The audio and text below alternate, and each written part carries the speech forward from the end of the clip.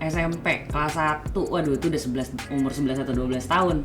Itu udah kenal medsos. Udah kenal chatting-chattingan. Aku lama nggak buka, dan pas buka, wow, yang dikirim foto gitu. Makin banyak kelainan dan gangguan-gangguan ya, apalagi di medsos kayak nggak pada malu aja gitu. No. Halo, Sobat Sehat, kembali lagi di OKB, obrolan kesehatan berisi bersama saya, Dr. Indah dan Saya Pak Darmawan. Hari ini kita akan membahas topik yang kemarin lagi hot-hotnya nih di sosial media ya, tentang rancangan undang-undang pembatasan umur di mana anak di bawah 17 tahun tidak bisa mengakses medsos ya. Nah, kita bakal bahas itu hari ini. Tapi sebelumnya jangan lupa dong untuk subscribe, like, dan komen. Jangan lupa juga untuk tekan loncengnya biar nggak ketinggalan berita-berita hits yang akan kita omongin. Oke? Langsung aja nih kita ke topik. Pak Darmawan, udah pernah dengar belum sih kalau kemarin heboh-heboh di internet tentang itu? Jujur aja sih saya nggak pernah dengar, karena memang saya bukan pengguna medsos aktif sih, Dok. Oke. Ya kan, kalau Dokter Ida kan memang beberapa kali kan saya perhatikan di status WhatsApp saja kan sering memberikan komen, review dan sebagainya ya. Kayaknya tipikal anak kekinian. Mungkin saya yang tipe old gitu ya, walaupun face masih cute. Gold ya, old but gold loh dong, gitu dong. Ya kan? Tapi memang saya nggak aktif di medsos, jadi mungkin saya yang ketinggalan beritanya, ya kan.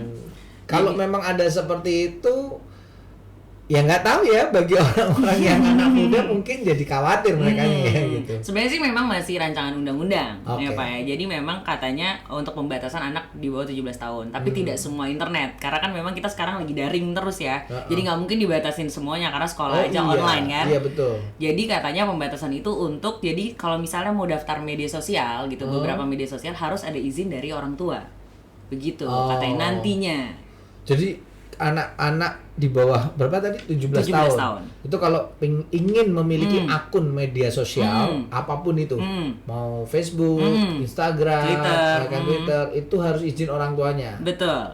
Terus tahunnya itu bukti izin dari orang tuanya kan susah juga kali kayaknya ya. Itu mungkin karena sistemnya jadi ribet kali ya. kendala RUU ya, karena setahu aku pun kayak seperti Twitter, Facebook itu memang kalau untuk punya akun pribadi harus umur 13 tahun sebenarnya gitu. Iya. Cuman karena masih dibicarakan mungkin nanti akan lebih ribet aja kali, harus ada izin tertulis atau gimana, nggak paham sih. Tapi kalau Pak Darmawan sendiri sebagai orang tua, gimana sih tentang ini? Setuju atau tidak sebenarnya? Agak bingung sih ya. Bingungnya itu dibilang nggak setuju gimana, dibilang setuju juga nanti banyak yang orang tua ini kok nggak setuju ya sama anak-anak muda milenial sekarang gitu. Tapi sebenarnya kalau saya ya, kalau pendapat saya mungkin lebih kepada pengawasan sih, bukan pembatasan. Karena memang media sosial itu kan zaman sekarang saya mengalami sendiri ya, artinya itu bisa menjadi suatu bumerang. Betul. Kalau kita tidak bijak menggunakannya. Bahkan tidak sedikit banyak masalah bisa muncul hanya dari media sosial gitu. Viral gitu ya, Pak. Nah, jadi bahkan saya kalau ingat zaman waktu saya dulu belum kenal yang namanya media sosial, handphone bahkan gitu ya, dimana masih zaman old, telepon komunikasi masih menggunakan kabel. Untung udah ada telepon ya, aja belum pakai nggak telepon surat-suratan. wireless gitu ya kan. Itu kayaknya nggak banyak, bahkan bukan nggak banyak, memang nggak ada gitu kasus-kasus yang berhubungan dengan masalah-masalah di dalam dunia komunikasi ya. Betul. Karena saya melihat adanya media sosial itu malah membuat kayak orang itu kok segampang itu mengumbar-ngumbar kehidupannya. Nah, dan saya melihat itu malah menjadi celah Untuk cybercrime gitu. Iya, ya mungkin kejahatan mulai dunia maya atau mungkin bullying, Iya. ya kan? Karena ya kitanya yang membuka celah sih menurut saya. Makanya kalau tadi ditanya setuju nggak setuju, bingung gitu ya. Karena jujur saya akuin ya ada nggak baiknya juga media sosial itu. Buktinya banyak sampai kasus-kasus penipuan, Iya. bahkan orang dibully di media sosial sampai akhirnya ada yang sampai percobaan bunuh diri, Betul. bahkan mungkin ada yang juga sudah bunuh diri. Iya, betul. Nah, kita nggak bisa pungkiri itu akibat dari media sosial loh, Dok. 50-50 ya berarti. Iya. Setuju atau enggak? Makanya menurut saya mungkin lebih kepada pengawasan. Kalau pembatasan, kita berarti membatasi teknologi dong. Iya, Berarti kita membatasi yang namanya kemajuan zaman. betul. Saya kalau dibilang pembatasan jujur sih kurang setuju, tapi lebih kepada pengawasan mungkin. Sebagai orang tua, saya pribadi contohnya kepada anak-anak saya, saya sama istri saya lebih mengawasi pemakaian media sosial mereka itu gitu. Karena mungkin kalau menurut saya ngelihatnya RUU ini dirancang mungkin karena banyaknya pornografi yang mudah diakses Nah, sekarang. betul. Ya kan? Tadi Pak Darmawan juga udah bilang ada cybercrime kan banyaknya dan pornografi. Sebagai orang tua khawatir nggak sih Pak? Kalau misalnya anaknya kan nggak tahu nih kalau Iya. misalnya nyari apa yang di search Iya. gitu kan, kita kan nggak mungkin selalu ngecek gitu kan. Iya. Pasti Pak Darmawan juga nggak mungkin selalu ngecek anak yang nge-search apa di handphone, di laptop gitu kan. Apakah ada kekhawatiran nggak tentang cybercrime dan banyaknya pornografi dan mudahnya Pasti diakses? dokter suka akses yang enggak ya? Aku nggak pakai VPN. Oh, enggak. Wow. Ya. Ya kalau dibilang khawatir ya khawatir lah pasti dong. Pasti khawatir. Apalagi mengingat anak zaman sekarang itu kan beda dengan eranya saya ya. Nah, betul. Dimana tingkat bukan melawan menurut saya, bukan melawan orang tua, tapi tingkat ingin tahunya lebih tinggi. Di zaman saya itu sebagai seorang anak kecil nggak banyak pengen tahu waktu itu saya. Ya pokoknya namanya masa anak-anak saya nikmatin layaknya anak-anak, main layangan lah. Betul. Ya main di luar rumah Sepeda. lah, ya kan. Hanya sebatas-batas itu nggak terlalu yang ingin tahu tentang hal lain gitu ya. Buktinya kayaknya di masa saya itu yang namanya istilah pacaran tuh akhir SMA kali ya. Kalau sekarang saya lihat anak saya itu baru SD kelas 5 aja, SMP kelas 1, kelas 2 itu udah familiar gitu dengan istilah-istilah hal seperti yang pacar lah kadang gitu. Udah mulai di apa orang Jawa ngomong dipacok-pacokin ya, dijodoh-jodohin. Ih, pacaran ya sama itu ya, ih suka ya. Kadang kan saya sampai dengerin itu ya geli gitu di telinga gitu ya. Padahal apa ya anak sekecil itu, tapi mungkin itulah dampak dari itu ya. Jadi kalau dibilang khawatir ya khawatir karena apalagi mereka rasa ingin tahunya kan tinggi. Betul. Nah, itulah yang saya lakukan sama istri ya diawasin ketat. Gitu. Jadi cara untuk menjauhkan anak-anak misalnya dari pornografi atau cybercrime tuh ada maksudnya tips sendiri nggak ini as a parents gitu Pak Darmawan? Saya? Yes. Kepada anak-anak saya. Betul. Kalau saya terhadap anak-anak saya prinsipnya sejak kecil sih ya memang komitmen saya dengan istri saya terhadapnya dunia digital itu kita memang sangat-sangat pengawasannya ketat ya kan? Melekat bahkan waskat lah, pengawasan melekat itu artinya betul-betul saat mereka menggunakan itu dalam pengawasan istri saya terutama yang lebih banyak sering di rumah gitu ya. Yang kedua kita lebih membatasi jam sebenarnya, bukan membatasin penggunaannya, tapi bukan membatasin nggak boleh ini, itu tapi membatasin jamnya. Ya kan? Jam berapa tuh? Ya kan, ya hanya jam-jam siang hari aja. Kalau malam udah yang namanya handphone semua masuk ke kamar saya sama istri. Oh, artinya gitu? mereka tidak menggunakan. Dan Wah. itu pun baru karena selama pandemi ini aja mereka setiap hari menggunakan. Tapi kalau dulu masih belum pandemi, artinya sekolahnya secara nyata ya. Offline. Sekarang ada istilah online ya, daring gitu. Ini gara-gara daring ya mau nggak mau mereka pegang tiap hari handphonenya gitu. Tapi kalau waktu masih sekolah offline, mereka itu hanya kita kasih waktu bisa menggunakan main handphone atau main gadget itu hanya di hari Sabtu Minggu saja. Senin sampai Jumat mereka akses ke situ sudah sama sekali nggak ada gitu. Tapi anak-anak Pak Darmawan punya medsos gitu. Mereka punya medsos dan Dipegang nggak passwordnya gitu? Seposesif itu nggak as a parents? Enggak. Tapi Cuman kita lebih ngeliatin. memberikan lebih mengawasi dan mengedukasi aja sih, Dok. Karena kan kebetulan anak saya kan tiga-tiganya perempuan ya. Jadi kalau anak perempuan itu kita sebagai as a parent, sebagai orang tua itu kan kita harus lebih aktif. Bukan berarti anak laki orang tuanya pasif, enggak juga gitu ya. Tetapi menurut saya kalau anak perempuan kitanya harus lebih bukan proaktif tapi benar-benar aktif untuk memonitoring, untuk mengawasin tapi yang penting tidak sampai posesif gitu. Benar sih Itu ya. sih yang saya lakukan. Posesif tuh nggak baik emang dimanapun. Iya. Iya, Pak ya. Pengalaman dokter pernah gitu ya, mengalami rasanya diposesifin oleh seseorang gitu ya. Oke, skip gitu kan. Orang tuanya kali dong. Ya bisa. kan? Nah, kalau dokter Indah sendiri nih, sebagai kaum milenial dong, Oke. ya kan? Karena kan perbedaan usia kita kan juga nggak jauh banget ya. Oke. Oke, boleh. Ya kan? Menurut dokter Indah sebagai seorang pengguna media sosial yang aktif, ya kan? Sebenarnya apa sih untungnya pakai medsos gitu? Karena jujur kalau tadi kan saya nggak banyak pakai dan mungkin teman-teman juga bisa lihat lah gitu bahwa saya bukan orang yang aktif di media sosial gitu ya. Ini kan saya anggap OKB ini kan bukan media sosial tapi media untuk kita berbagi informasi. Ya kan, hal-hal yang positif. Tapi kalau menurut dokter Indah selama pertama kali kenal medsos umur berapa itu? SMP kelas 1. Waduh, itu udah umur 11 atau 12 tahun. Itu udah kenal medsos. Udah kenal chatting-chattingan. Kalau dulu tuh nggak tahu nih kalau kita seumuran nih, mungkin sobat saya paham nih, ada dulu namanya MIRC namanya dulu. Jadi kayak chatting gitu, chatting RC. Jadi chatting sama strangers gitu.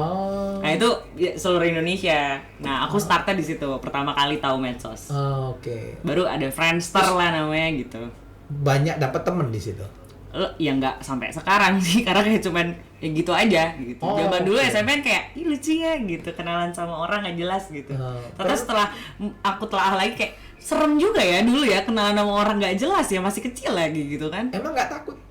Dulu kan nggak, kayak so rame-rame kan, rame-rame segeng kayak ih ketemu orang ini nih gitu. Gejolak.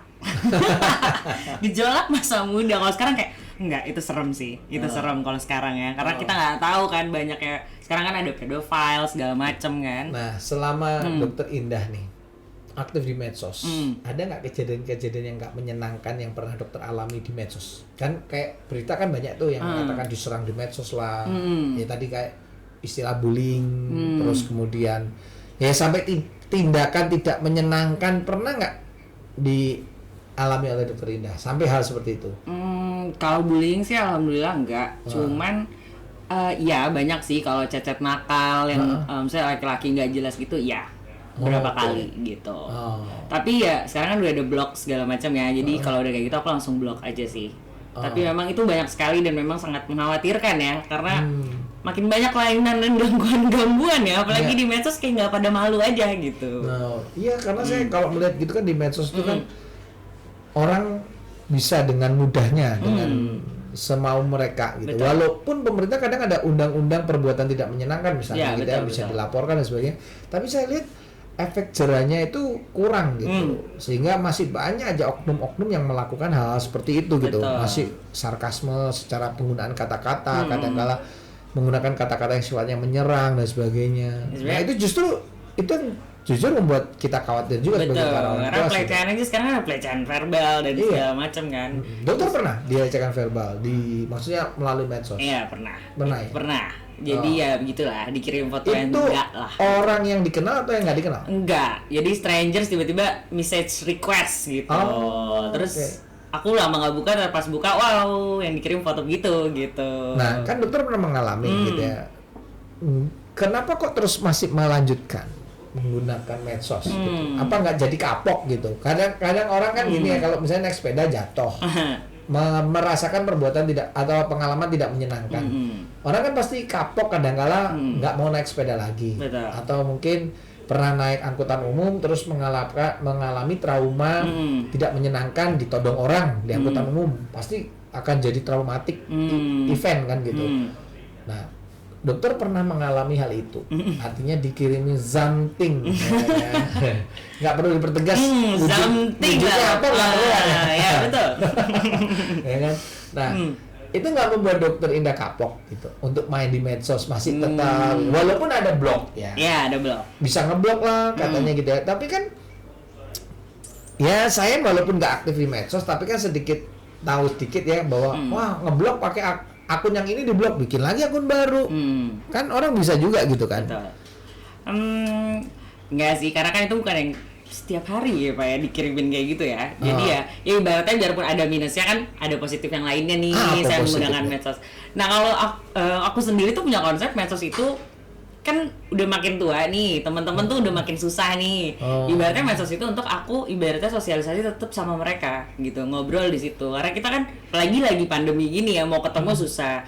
Ya pasti dari medsos lah. Ngelihatnya kayak oh mereka lagi di sini, akhirnya ngobrol. Atau teman lama yang udah ternyata nggak kenal banget, udah nggak pernah ngobrol, tiba-tiba karena suatu medsos updatean dia jadi ngobrol lagi.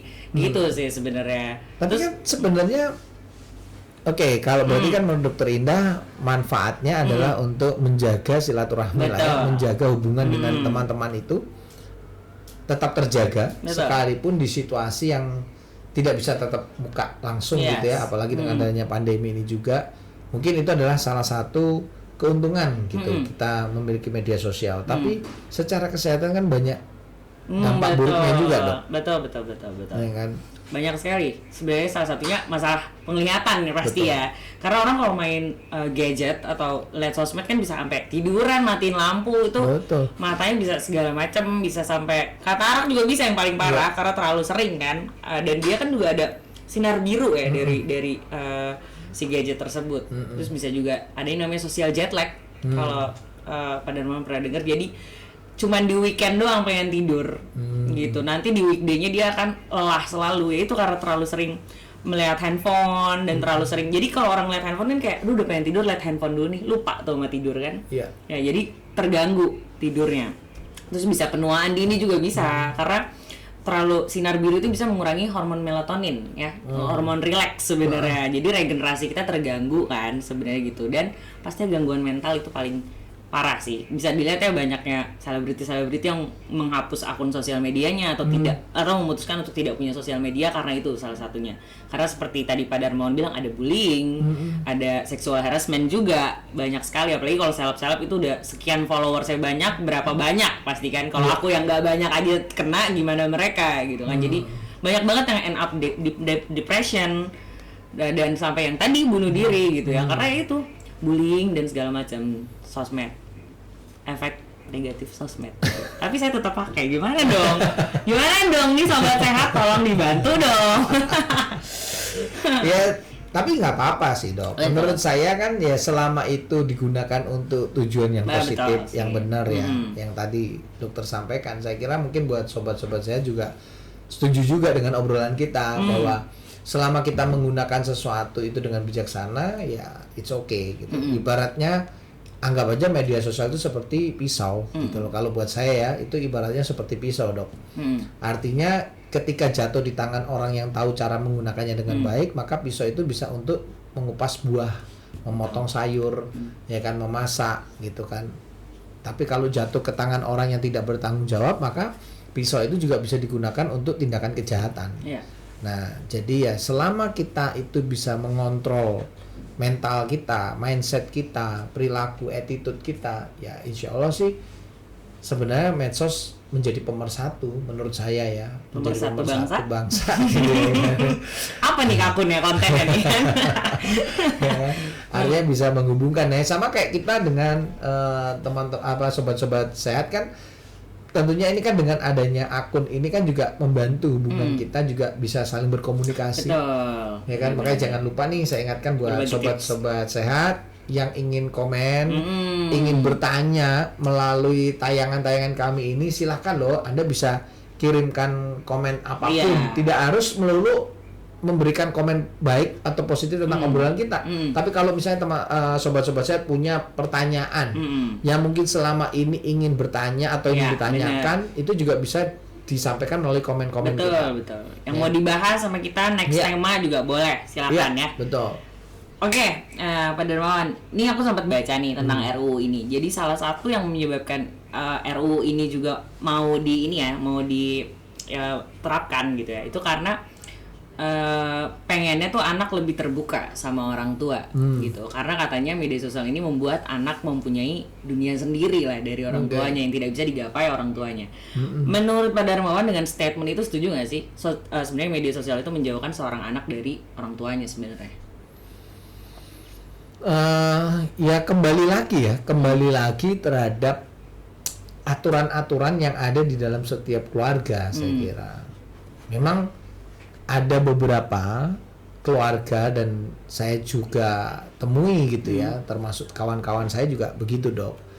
Artinya ya kembali kayak pisau tadi, ada juga yang salah dalam penggunaannya sehingga bisa mengakibatkan hubungan orang tua dan anak itu menjadi jauh juga ada gitu, karena orang tuanya sibuk, orang tuanya mungkin, orang sekarang kan saya perhatikan hanya mengejar kekayaan ya, Betul.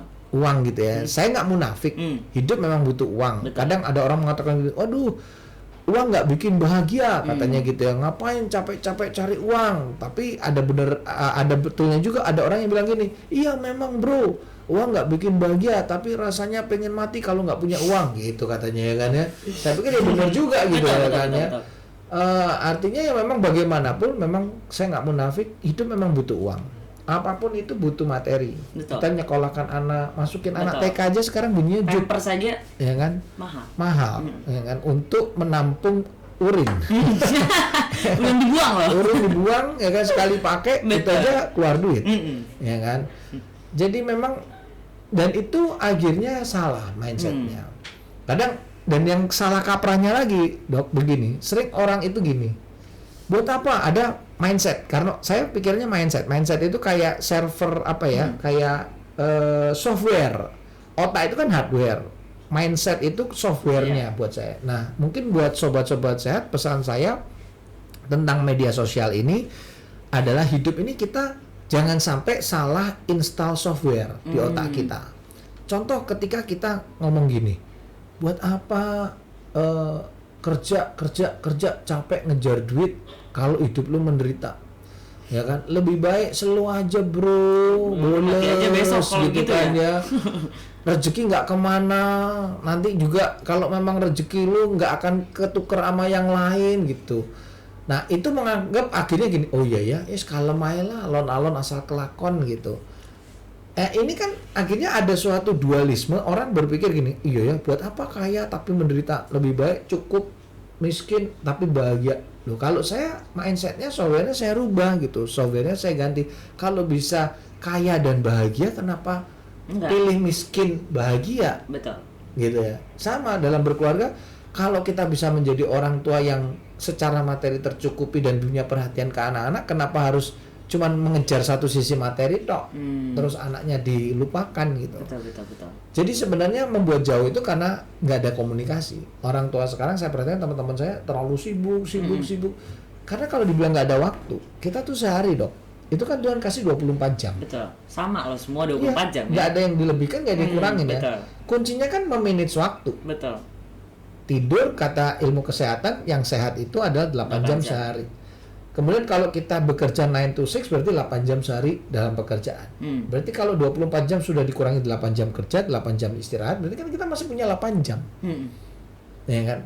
Nah, ini loh kadang-kala orang tuanya juga saya perhatikan seringkali 8 jam yang sisanya ini dipakai untuk hal-hal yang malah tidak berkualitas terhadap family gitu. Nah, jadi salah satu contoh nih ya, makan di meja makan bareng aja. Saya yakin banyak sobat sehat yang udah mulai jarang melakukan bersama keluarganya.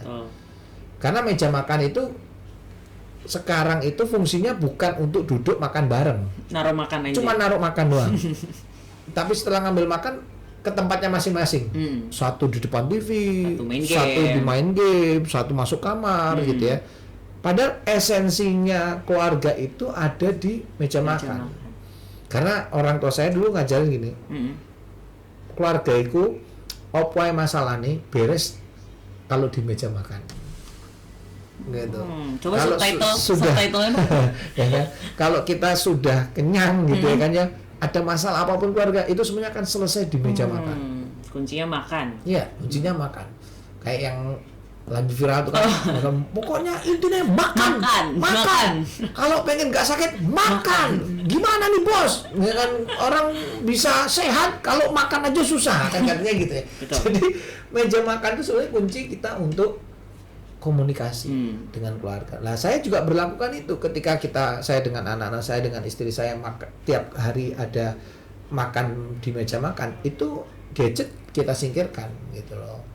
Jadi nggak boleh ada gadget di meja makan, karena itu adalah Saya setuju benar-benar kalau itu. kualitas ya, Betul. gitu. Karena kadang-kala membawa gadget itu udah membuat kita itu jadi, Sesuai istilah ya, menjauhkan yang dekat, mendekatkan yang jauh. nah mungkin Betul. seperti itu. Nah ya, jadi benar-benar jadi menjauhkan yang dekat, mendekatkan yang jauh. Makanya saya lakukan beberapa aturan-aturan ya, seperti itu. Oke, last question nih, Pak Darmawan ya. Menurut Bapak nih, apakah RUU ini akan berhasil direalisasikan? Waduh. Berat nih, karena pertanyaan berat harus terakhir. Oh iya. Berhasil atau tidak gitu ya pertanyaannya. Berhasil atau tidak ya? Iya. Ini berhasil atau tidak? Efektif nggak? Oh, maksudnya ketika nanti berlaku. Atau Sebenarnya lebih apakah kayak, ini mungkin akan- nggak mungkin ini? nggak Iya. disetujuin gitu, atau mungkin terwujud atau Iya, benar, cuma mungkin terwujud. sekedar RUU aja Iya, gitu betul, kan ya. itu maksud aku. Wah, karena saya penduduk 62 ya. Penduduk 62 itu ya kan A bisa jadi B. Dia bisa jadi Z, jauh sekali. Ya kan. Jadi kalau ditanya apakah mungkin, apalagi ini kaitannya dengan RUU, undang-undang, saya nggak yakin sih itu, gitu. Karena Terlalu sulit ya. banyak, kalau toh pun nanti diberlakukan itu multidimensi ya, artinya banyak hal yang harus diperhatikan. Mulai dari sistemnya kan, ya kan, betul. apapun lah menurut saya ya, karena nggak segampang itu sih. Sebab kan media sosial itu kan dibuat nggak gampang loh, para ahlinya, Bener. penemunya, bikin Sampai sistem. jadi orang terkaya loh ya yang buat kan? loh. Maka itu mereka bisa jadi hebat seperti itu, kan tujuannya demi kemajuan, ya kan, ibaratnya kayak tadi pisau. Ya, yang salah kan sebenarnya yang harus diingatkan adalah mental people-nya. Sebagus apapun undang-undangnya, contoh lah paling gampang, apalah gunanya undang-undang lalu lintas kalau nggak dipatuhin? Iya, karena Ya kan? peraturan. Undang-undangnya ada, naik motor roda 2 harus pakai helm. Lebih banyak yang nggak pakai daripada Iya. yang pakai. Peraturan diciptakan untuk dilanggar ya. Iya, ya kan. Nggak boleh ya. Jadi kalau misalnya tadi contohnya berhasil atau tidak, atau apakah ini efektif atau tidak, sekalipun nggak akhirnya nggak disetujuin, nggak jadi undang-undang, ya tetap aja begini. Kalau ataupun jadi undang-undang, nggak ada ngefeknya untuk penduduk 62 gitu loh menurut saya. Iya, Ya kayak kan? gitu ya. Karena apa ya? Contoh yang paling sederhana itu tadi gitu. Benar sih. Pelanggaran lalu lintas juga masih sering terjadi gitu. Oke deh. Karena kuncinya pada orang sih. Benar, itu saya setuju, Pak. Emang balik lagi ke orangnya, mau peraturan sebanyak apa, kalau orang yang melanggar tetap Iya, saja. betul. Kan? Betul kan? Dengan- kayak kita aja di dunia kedokteran kan itu semuanya sudah ada standarnya, ada SOP-nya. Betul. Tetapi kembali lagi kadangkala masih ada teman-teman kita yang juga melanggar standar-standar yang sudah ada. Betul. Ya, betul. it's human. Iya, human. Oke. Karena kita dari tadi nggak tahu nih mau ngomong setuju apa enggak nih. Jadi kita tanyain sobat sehat aja kali ya. Sobat sehat yang nonton nih nanti, sebenarnya setuju nggak sih kalau misalnya RUU ini nantinya akan diterapkan gitu ya? Apakah medsos di bawah 17 tahun tidak boleh mengakses lagi? Setuju apa enggak? Boleh loh komen di bawah, ngasih menurutnya kenapa setuju, kenapa nggak setuju, boleh komen di bawah. Nanti komen paling menarik bisa dapat hadiah-hadiah dari kita. Nah, udah selesai nih. Ya. Nah, Pak Darmawan, thank you banget untuk waktunya. Sama-sama, Dok. Buat Ya kan? sobat sehat, jangan lupa untuk tetap subscribe, like, dan komen. Jangan lupa tekan juga loncengnya. Komen-komen menarik dapat hadiah. Jadi harus komen dan dikasih tahu sama semuanya untuk nonton kita. Nah, sampai sini OKB, obrolan kesehatan berisi. Sampai ketemu lagi. Saya Dr. Indah. Dan saya Darmawan, salam sehat lebih lama. Pamit.